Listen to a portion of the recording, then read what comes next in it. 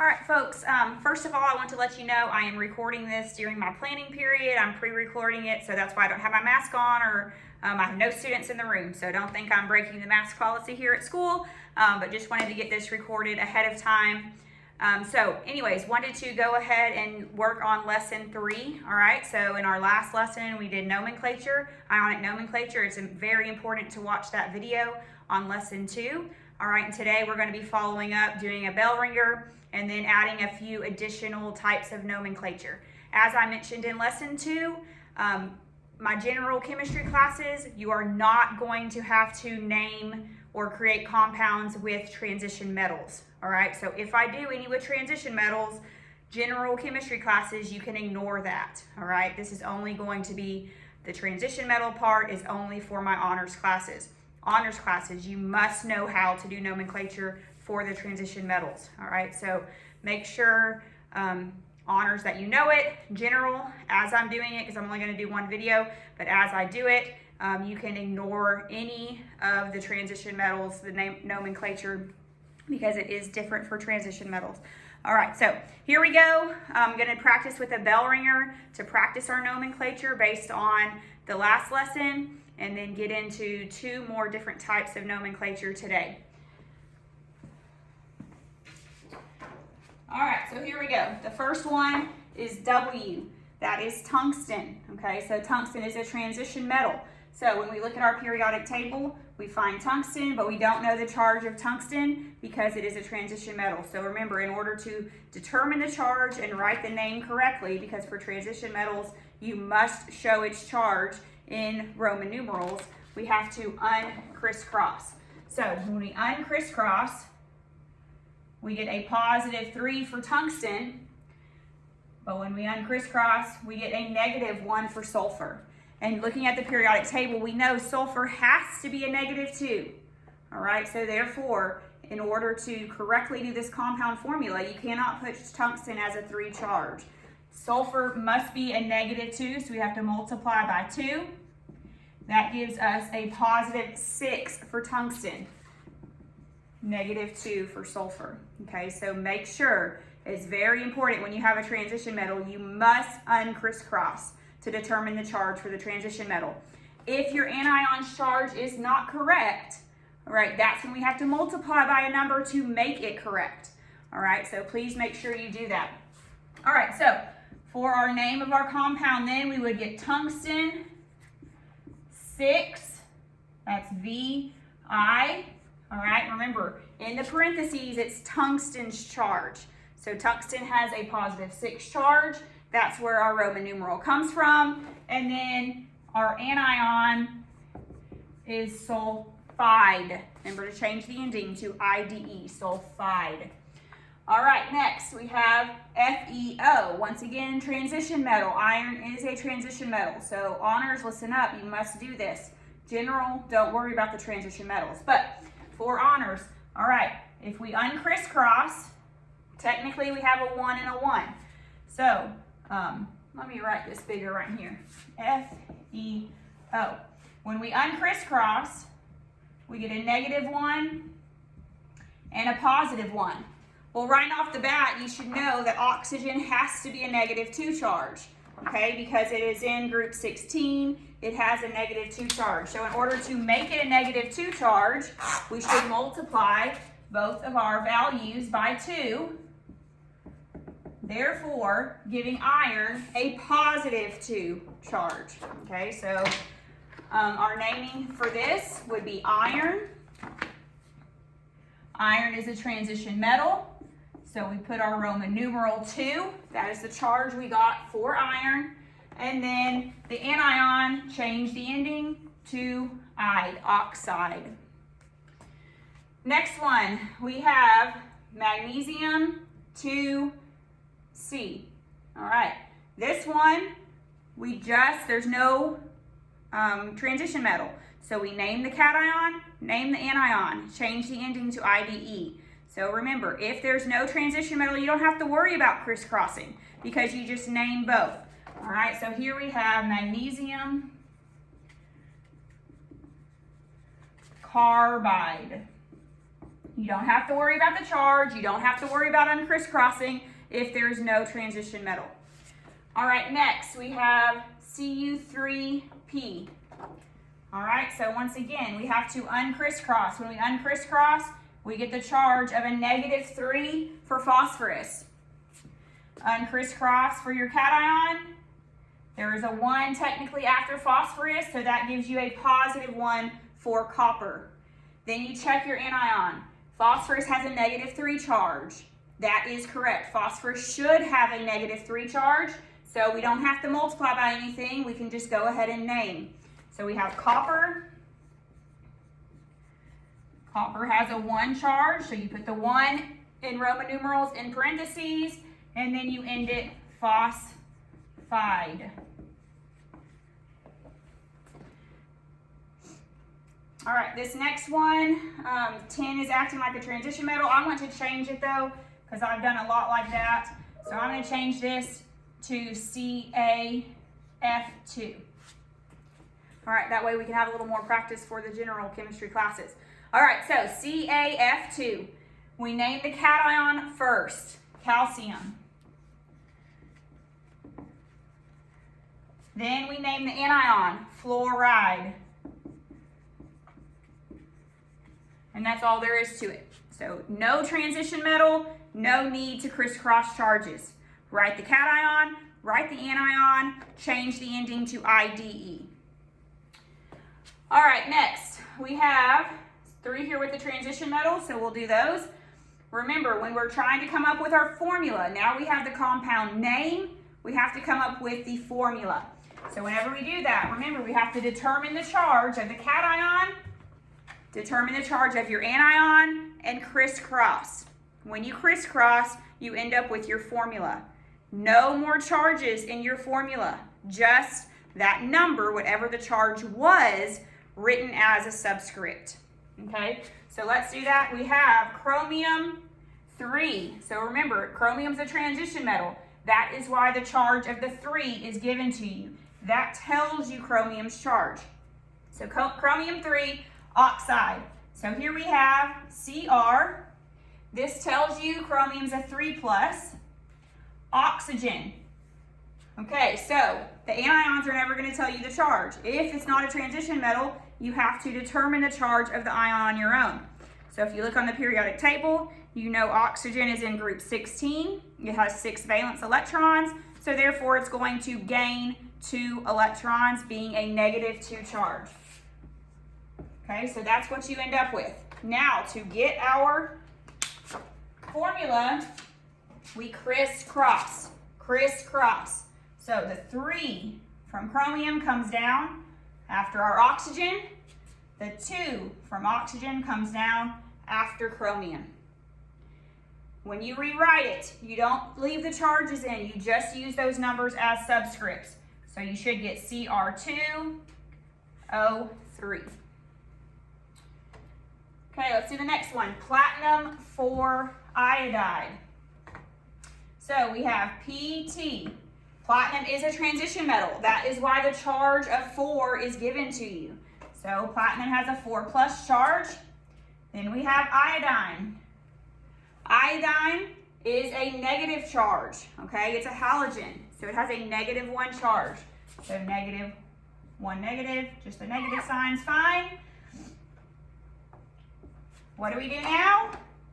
Crisscross. Hopefully you're saying crisscross.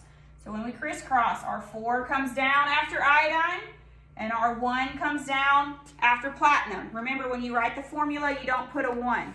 Okay, it's understood. So therefore, we should have PtI4. Make sure when you're writing your formulas that you're writing those numbers as subscripts, small numbers. Okay. Next one, tin, 2, nitride. Tin again can act as a transition metal. Tin and lead are 2 special elements that, even though they're not located within the transition metal group, that they can still behave as a transition metal.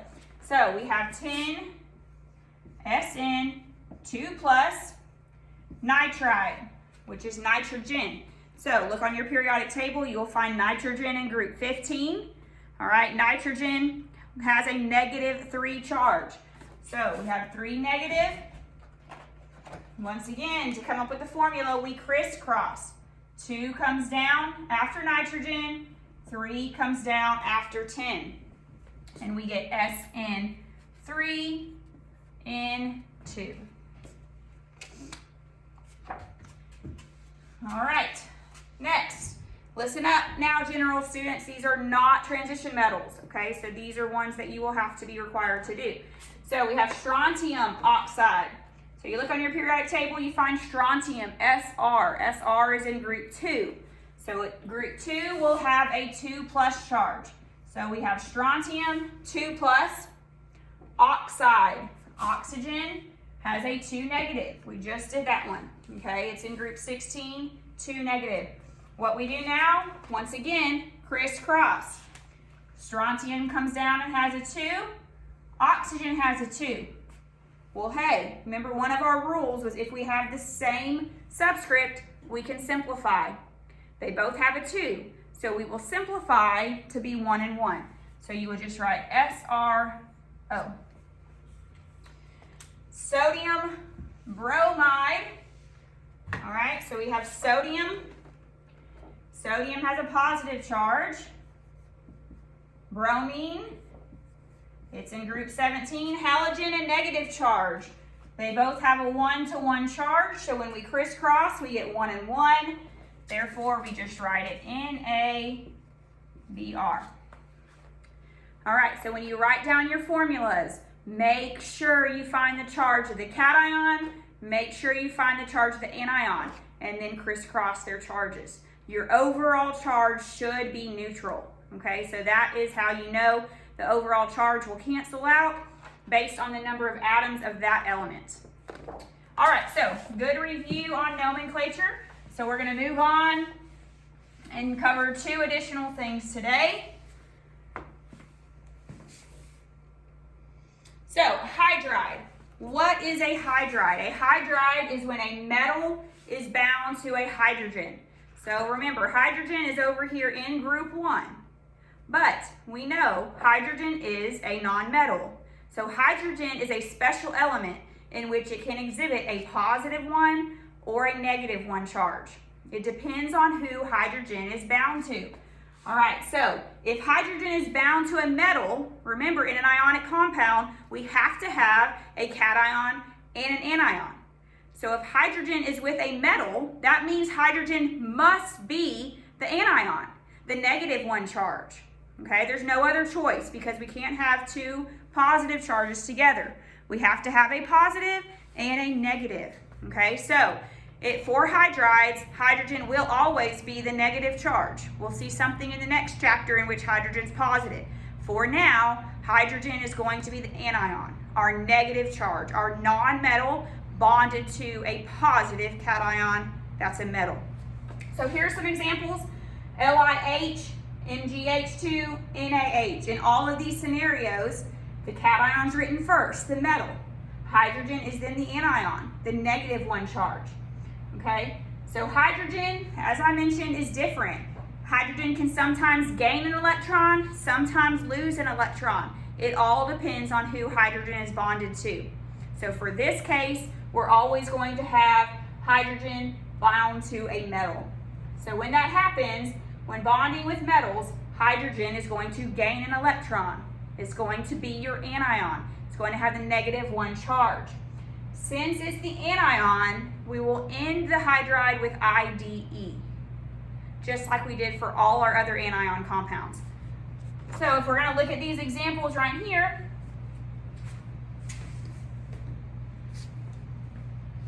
let's do those 2 examples here, or 3 examples here. So here we have LiH. Li is lithium.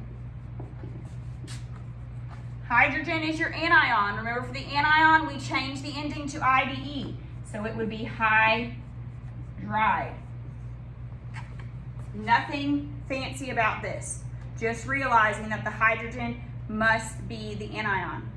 Okay, even though by glancing at the periodic table, you say, hey, hydrogen has to be +1.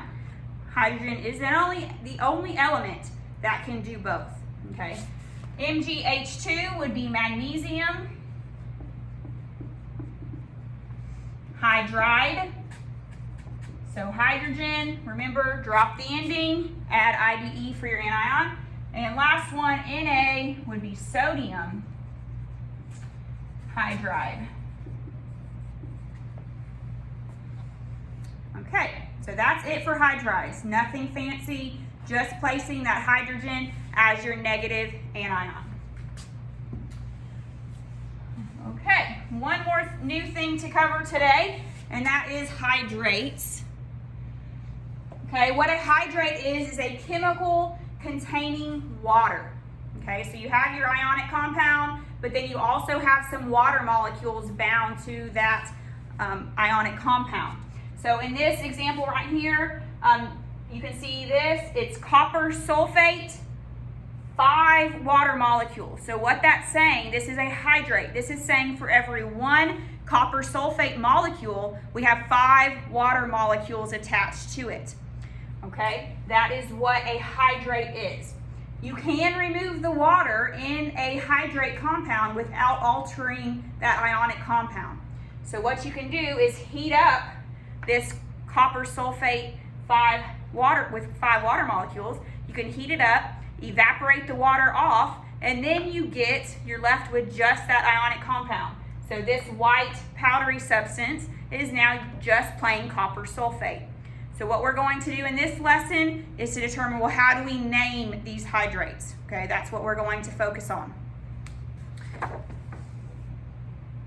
So this is how we do it.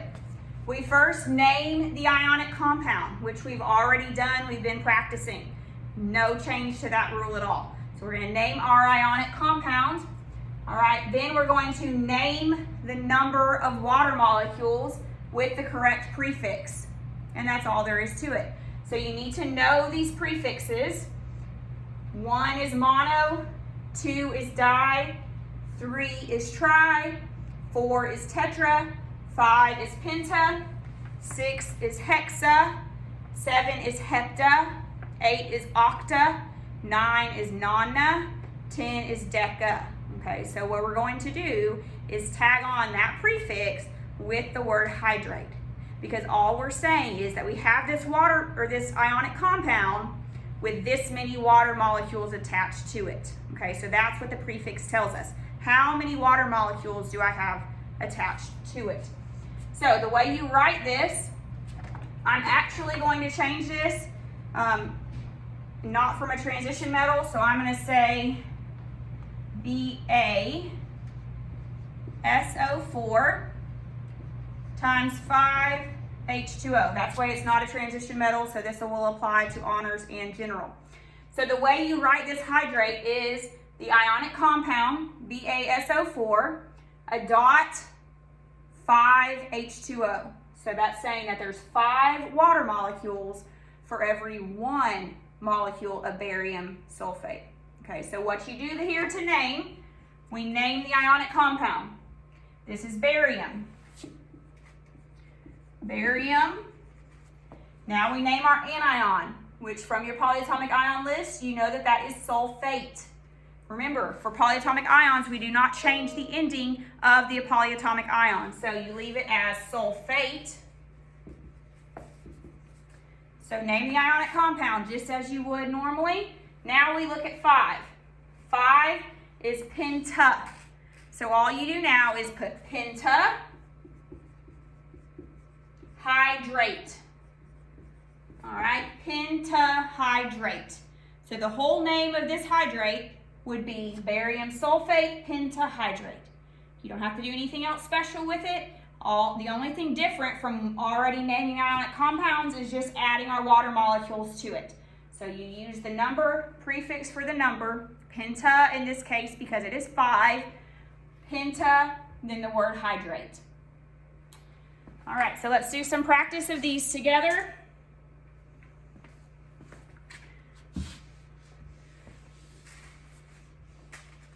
All right, so here we have MgSO4 7H2O. So we name our ionic compound, magnesium sulfate. Magnesium is our cation. Sulfate is our anion. So since it's a polyatomic ion, we don't change the ending. Then we have 7. 7 is hepta. So we just write heptahydrate.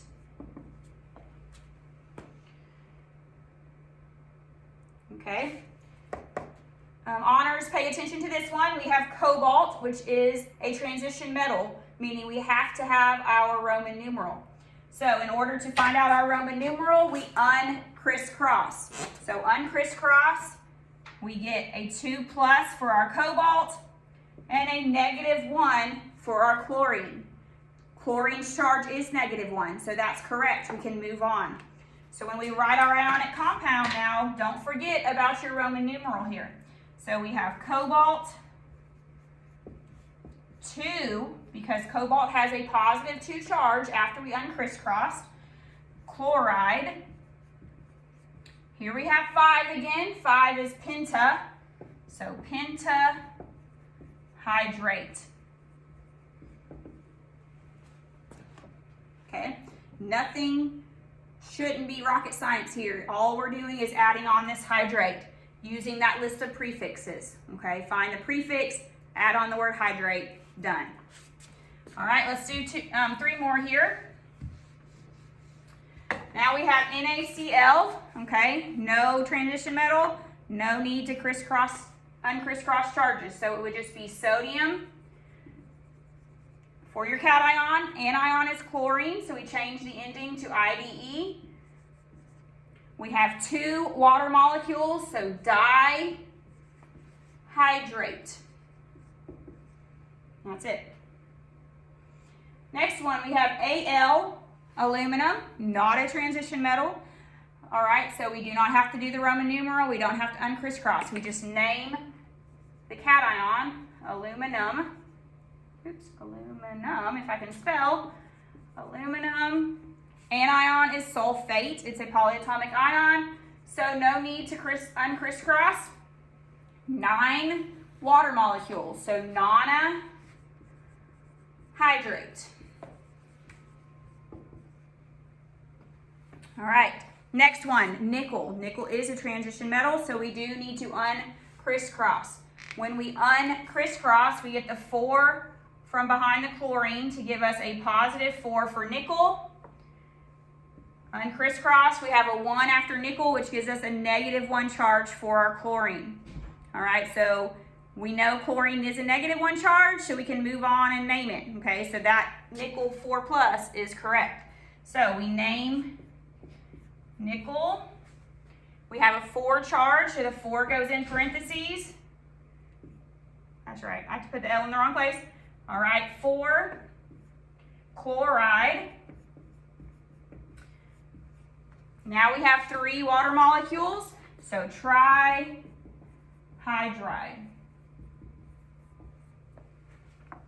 And that is it for naming a compound that is a hydrate. We're going to do some examples now doing the opposite. If you have the formula, now to name it. Okay, so let's do that. We're going to write the formula for these compounds. So all we do here, come up with the formula like we did for ionic compounds. Just come up with the charge of your cation, come up with the charge for the anion, and crisscross down. That will give you your formula. Then you add on that dot, whatever the prefix is for your hydrate, that many waters, H2O. All right, so we have iron 2 fluoride. Okay, so when we crisscross this, iron tells you that the charge is 2+. Okay, fluoride, fluorine. Looking at the periodic table, we know fluorine is a halogen, so it has a -1 charge.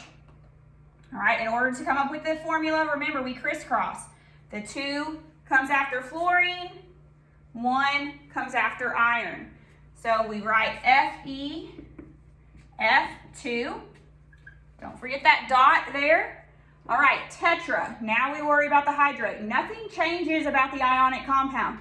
It is the normal compound formula, just like we've been doing, okay? This is the only new part. Tetra, tetra means 4, so then we just write 4H2O. All right, next, we have barium hydroxide. Okay, so barium, we look at the periodic table, it's in group 2. So barium has a 2+ charge. So we do barium is 2+. Hydroxide, polyatomic ion. Don't forget to put that polyatomic ion in parentheses with the charge outside. Hydroxide is OH-. All right, so when we do this, we're going to crisscross charges. Just a second.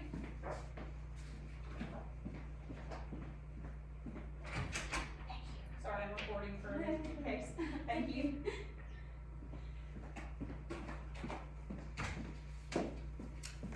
Sorry about that. All right, so we're going to crisscross charges. So we get the 2 from barium.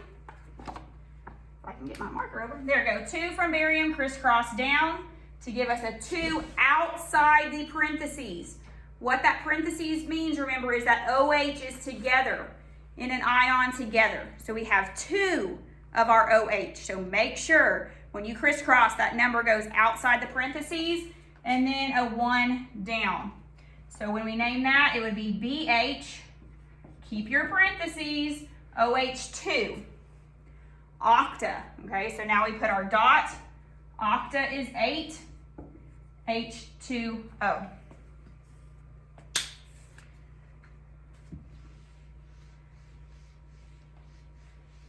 All right, lead, 2 perchlorate.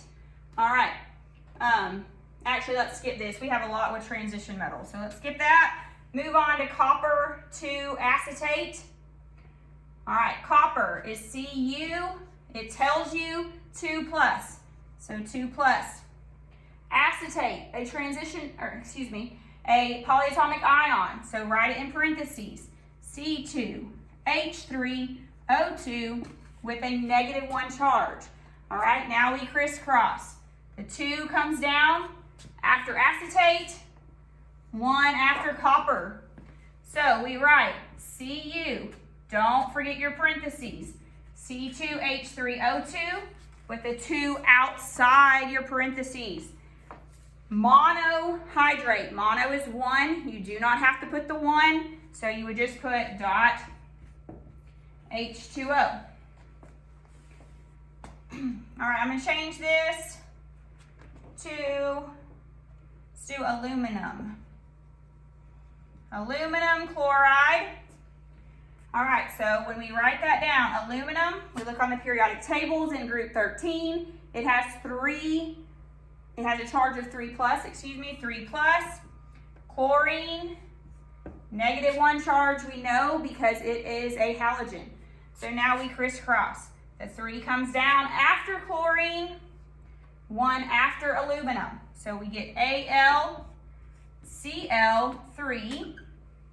Dihydrate is 2, so 2H2O. Okay, that is it for this lesson. All right, you do have an assignment with a nomenclature sheet that includes the hydrates. So please make sure that you do that after watching this full video. And then that will be your assignment for today. We have one more lesson in this chapter that I will put the video up shortly in order to do that last lesson 4 before you will be ready for the test. So good luck. Let me know if you have any questions.